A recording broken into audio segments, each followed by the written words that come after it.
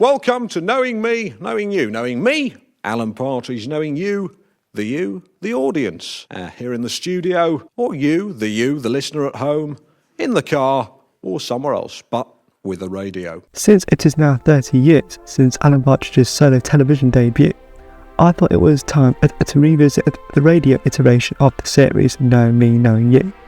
This was the series that set in motion the pantheon of Partridge content that we are now all familiar with. My first interaction with the character was the recent This Time with Alan Partridge series. At the time, my initial reaction was interesting. As someone who had known the character as this, and this, the subtler approach to the character and the slow burning humour was not enough to keep me engaged. In my defence, I was 16 at the time, and what did I know? It wasn't until being given the script book for Christmas, after watching some of the TV incarnation of the character, that my interest and fondness for the character increased. As with any multimedia experience, one needs the context of both mediums to get the full picture. This is because, while I could tell from the radio series scripts that the dialogue and the jokes were funny, the subtleties of the actors' performances were missing. So, I managed to track down the BBC audiobooks release of the series, and that's when it clicked. One thing that was immediately apparent was that the radio series works fundamentally better than its television counterpart because of the limitations of the audio format.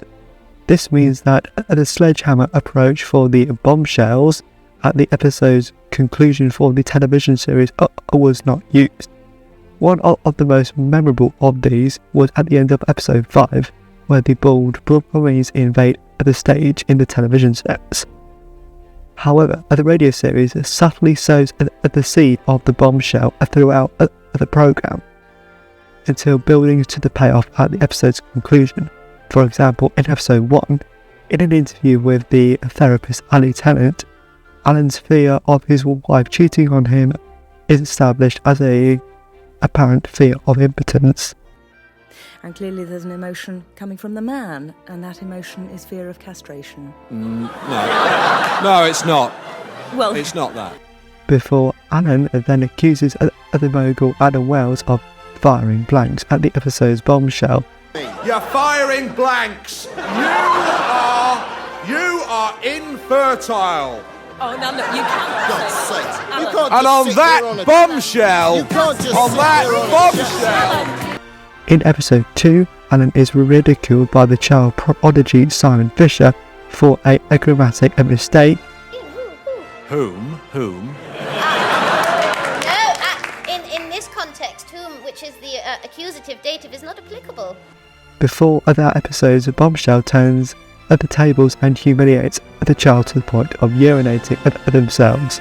And on that bombshell, we say goodnight as Simon Fisher, 9-year-old fellow of Oxford University, has wet himself. You kind of get the idea. One positive effect of this is that despite knowing how each episode is to conclude, the sparks of witty dialogue and the delivery of certain scenes improves upon each subsequent listen. For example, the scene in episode 4 where there is a shouting match between Alan and the impressionist Steve Thompson, I found it to be particularly amusing on this listen. Now that, sunshine, is libellous. Now that, sunshine, is libellous.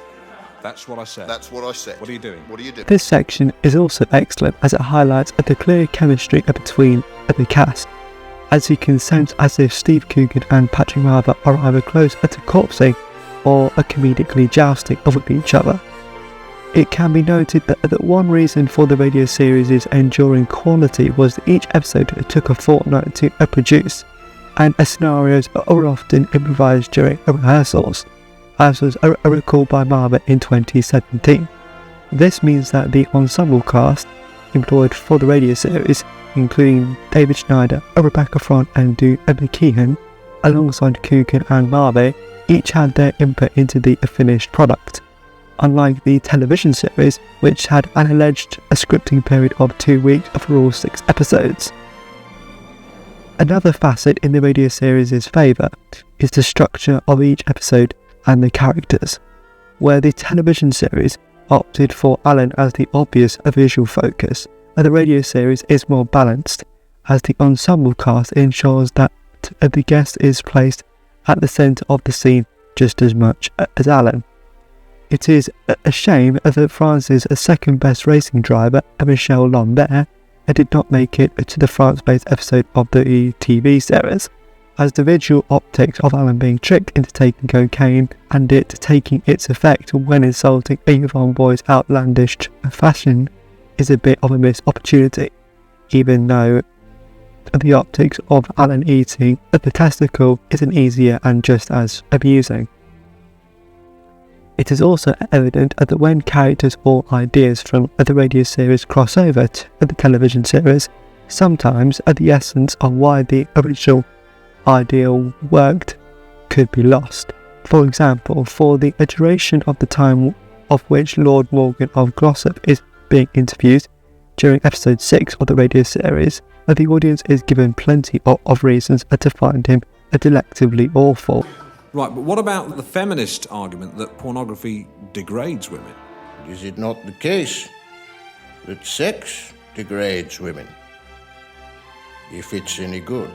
Before dying mid-anecdote. This scene once again utilises the build-up to a bombshell excellently, as it is revealed that the geriatric lord was given a bottle of whiskey which he drank in its entirety, despite describing it as horrible. No doubt then, if you're so fond of the bottle, you'll be quite pleased that we left a bottle of 10-year-old malt in your dressing room. Yes, it's all gone. Do you enjoy it? Piss. The scene then continues to build to its climax, as the writers use Alan's stupidity excellently, as he does not realise what is happening, as we hear Lord Morgan wheezing to his death. Lord Morgan. Lord Morgan? Can we have the chief medical officer, please? Sorry. In comparison to the television series, which places forward McAllister's death as a sudden moment of shock, as opposed to gradually building to the climax. To conclude, the radio incarnation of Knowing Me, Knowing You is often a forgotten gem of the Partridge canon, a series that is far superior and subtler than its television counterpart, which uses its format limitations to its advantage.